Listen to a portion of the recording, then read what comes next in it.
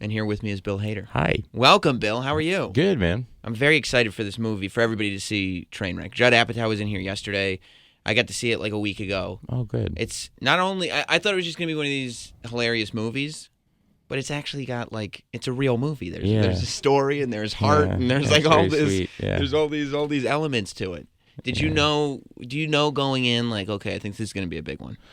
No, I just know it was good. You know, I knew that Amy Schumer had written a wonderful script. You know, Yeah. She had written a really great movie, and it was a character that I'd never seen have their own movie. Right. You know, and so I thought, wow, this is Judd's so good at kind of, that's part of his genius, is kind of saying, oh, that kind of character that you do, you know, in your stand-up.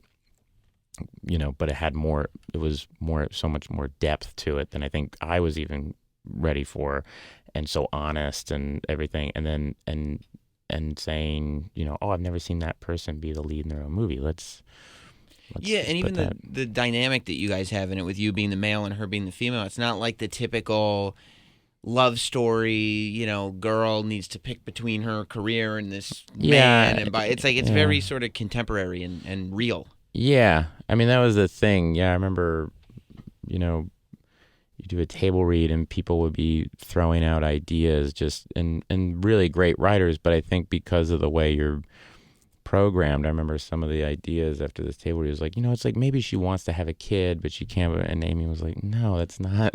Right. It's not the story. It's a character study. It's not anything other than it's a character study of watching this person. You know. Yeah. I always describe it when people ask me to describe it. I said, you know, you would see the typical romantic comedy. Amy would be the lead's best friend, who's kind of boozy and crazy, right? And, you know, the wild girl, and she would be the best friend. And this movie kind of says, well, what's it like when that girl goes home? You know, yeah. Is she happy? Is she self-aware? Yeah. Is she? What if she fell in love with somebody? Right. You know, does she feel like she's worthy of that? You know, and I thought that was such a great, simple idea. And generally when this movie is made in the past, it's been like, well, she's got to change herself. She can't be wild anymore, and he's got to be a little more wild. But this one isn't that at all. It's just like, it's real life. It's like, no, we met each other and we're going to be people. Yeah, we got to be in tune with each other somehow. And how complicated that is when you fall in love with somebody, and how scary it is, you know? Do you like playing, even though it's a comedy, do you like playing a romantic, like, lead? I never done it before. Yeah. I mean, that was kind of what was interesting about doing the film, you know? I never thought about playing that kind of a part, and Judd said, oh, I think you'd be great in this. And, but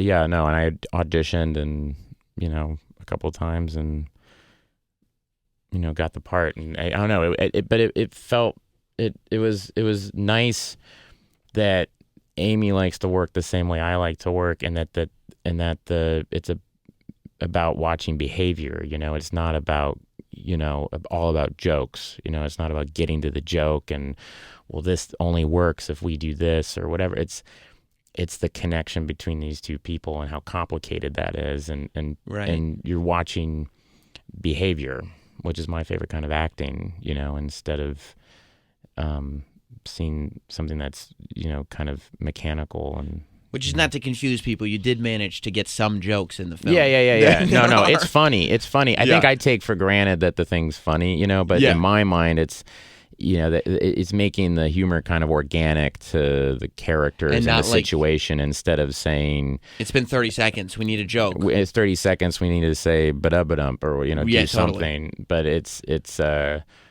more of that kind of a thing. But, and also having that, you know, Judd, when we started doing it, I said, I don't think I can be funny the way, like, I'm funny on SNL or funny in other movies I've done for him, you know?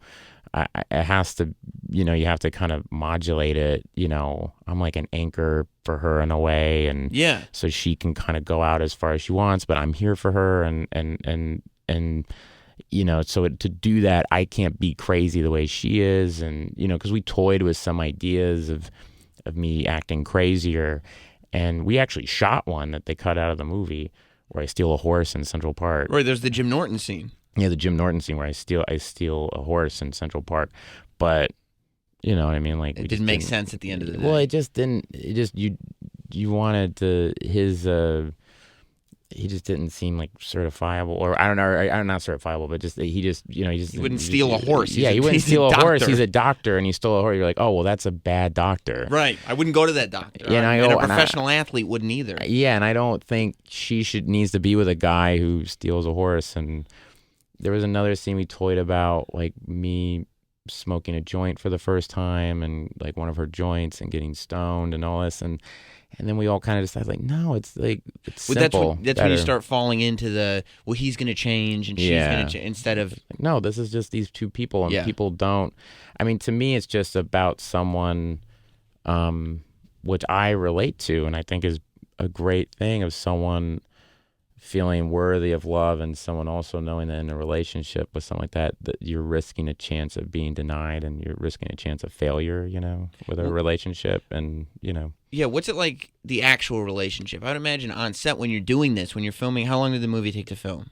Like 3 months or something. So that must be an intensive 3-month relationship that you then, like, do you still maintain a friendship after? Do you...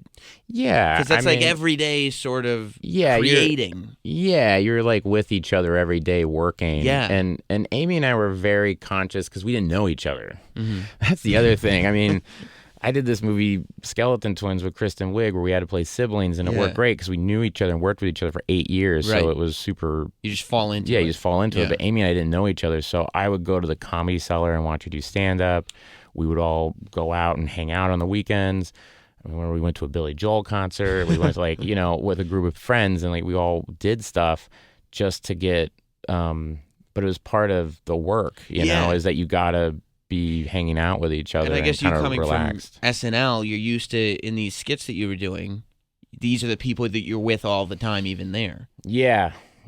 So but it's hard. It's different than SNL because you gotta be in sell it that you're like, the thing I don't like in most romantic comedies is I never buy that the two people like each other. and it ends and I'm always like, there's no way they shouldn't be with each other.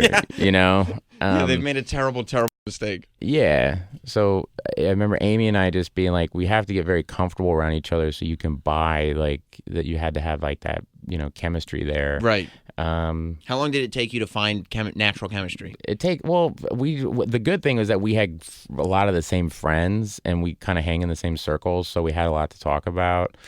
But it wasn't that long. It was during rehearsals and stuff. But once you get shooting and you kind of get into the rhythm of making a movie, it just kind of starts happening. But the weird thing about movies, kind of what you're saying, it's this intensive time. It's like camp. Right. It's so intense, and you're with each other every day for a summer, and then it's because you got this best friend for 3 months. You have a best friend for 3 months, and then it's see ya.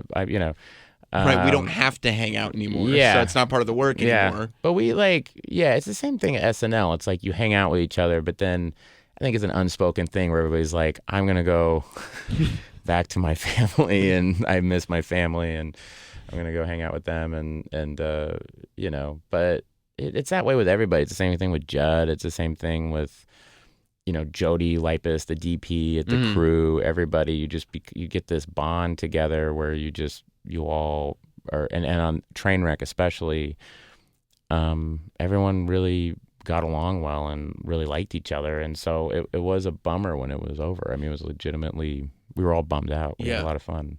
So the bubble for a movie like this is you're in this bubble for 3 months. When you're on SNL, is it the entire season is a bubble and then you break out? Yeah, and you have little breaks here and there to kind of so your family can remember what you look like right. and stuff. But even when you're on a break, how long would a break be? A week, 2 weeks? 2 weeks. But during that time, you're still thinking about you have to go back to work in 2 weeks. Yeah, and your body is you would get sick, you know, and or you're working. I remember I shot Skeleton Twins during an SNL season. I shot Superbad during the SNL season. I mean, it was rough. Yeah. Jason shot. I remember Jason. What was that movie with Owen Wilson? Hall Pass. He shot that movie during the SNL season. I remember he was flying back and forth from Atlanta. I mean, it was crazy. Is that one of those things? Because you're also in the Pixar movie Inside Out, and then you've got the series coming out after this in August. So as an actor, as a performer, are you sitting there going, I have to just keep doing projects until they dry up? I have to keep going? No, I mean, I just like working. I mean, I like writing and making stuff, and then some things people like and want to make, and there's other things that I've shown and people go, no. And then you rework them and hope maybe that'll come to fruition another time or whatever. But it's just, I remember Bob Odenkirk telling me he said I could be just having a normal job and I would be writing sketches and screenplays in my basement. You know what I mean? It's just a thing you can't help but do. I would just be the guy at work doing voices and doing characters and thinking of ideas. Yeah, and thinking of ideas and doing that stuff. It's just kind of, you're wired that way. But I do now. I mean, I have 3 kids, and I've been married for almost 10 years, and my wife's a director, and so she's very busy, and so it's just managing that stuff. So it is to a point where you have to kind of say, I'm gonna maybe chill out for a couple of months. But is that the secret to being in a relationship, like a marriage or any kind of committed relationship, while you're doing this? That it has to be somebody who's equally as busy, so they kind of get that. Yeah, or in the same industry. I don't know. I mean, I can only speak for ourselves, but it helps, at least in our case, that my wife's a director. So when I say I'm going to go disappear for a while, I'm going to go disappear for 2 months or 3 months shooting a movie, she gets it, because she's like, oh yeah, I shot a movie and it takes up all your time. Right, I'm going to have to go do that in a year. Yeah, I have to go. She directed on the first season of Silicon Valley, and she did a movie called The To-Do List with Aubrey Plaza, and then she did she's directing this episodes of the show for Judd, this Netflix show, and so she's very busy and doing her thing and writing and everything. But I think that's kind of helps it in a way, because we both understand each other. We both know what the other one's going through, and we're fans of each other, so it's exciting when she's like, my pages. Do you look for reasons to work with each other, or is that something you want to stay out of? Well, we worked. I was in her movie, The To-Do List. And it was fun. I had a good time. But I mean, it's also, I don't know, we're both kind of the same way, where we kind of work in separate rooms in the house, and then we just wait for the other one to come to us and say, hey, would you read this? And then, really? You want me to read that? I don't want to be pushy, but I'm always interested to know what she's got going on in there. It's probably also very healthy that it's just like, wait until it's natural, like she actually has you in mind for something, as opposed to like, honey, I'd really like to do more of this. Can I do this? I don't want to pressure her in any way, and I say that, I go, I know you're writing a new thing, but please don't feel like you got to write a part for me, like write what feels right for the movie or whatever. But but no, mostly our whole life is just our kids, and but it's great. It's such a nice thing to go home to. I mean, because this is so hectic and insane, being press, and when you're working and you're doing a movie, like you're saying, it's a very intense kind of, you're focused for 3 months on this thing. I'm not good at focusing on a bunch of other things. I have to kind of say, this is all about Trainwreck for the summer. I don't talk to me about anything else, because I can't do it. I'm here. Yeah, or like Documentary Now, that show. Yeah, the series is in August. With Fred Armisen and Seth Meyers. We all sat down and wrote that, and then just focused, on that show for, whatever it was, February until April of this year. When you left SNL, real quick, was it one of those moments where you're like, oh my God, I'll never see these people again? Or did you know that you'll be doing what you've been doing? And it's like, I know we're going to be collaborating. Documentary Now came from a sketch that we did on SNL called The History of Punk, where Fred played Ian Rubbish, the one punk rocker who liked Margaret Thatcher. And we did that with Rhys Thomas and Alex Buono, the directors, and they did such a good job. And I remember at the after party, we were saying, we should do a whole show like this. Just do different documentaries for each. And so that's how Documentary Now, the show we're doing on IFC, came about. And we pitched that, I think, a week after my last show. We went to IFC and said, there'll be, we'll do Grey Gardens, and we'll do Nanook of the North, and we'll do the Thin Blue Line, and we'll do Vice. We do a Vice thing. It's so great when all these like weird things that get stuck in your head, you can actually use them for productivity. Like the fact that we know about Grey Gardens and all this stuff. It's like, Yeah, it's we're gonna just do that, and Yeah. IFC was the great place that went. Yeah, let's do that. So it was cool. Well, you can check out that in August, but this weekend is Trainwreck Friday. Yeah, Trainwreck. I don't think, and the promotion for the movie has been really good. I think too. Like it's been everywhere. It's got like 100% reviews on Rotten Tomatoes. That's wild. So everybody go see it. I've seen it once. I'm gonna go see it tonight again. Oh, great. So it's amazing. And LeBron's. I mean, everybody's been talking about LeBron. He's incredible. He's so good in it. Did you have any doubt? No. I was there on SNL when he hosted. So you knew. He's unreal. You knew. Yeah, no, yeah. Bill Hader, thanks for stopping by, man. Thanks, buddy.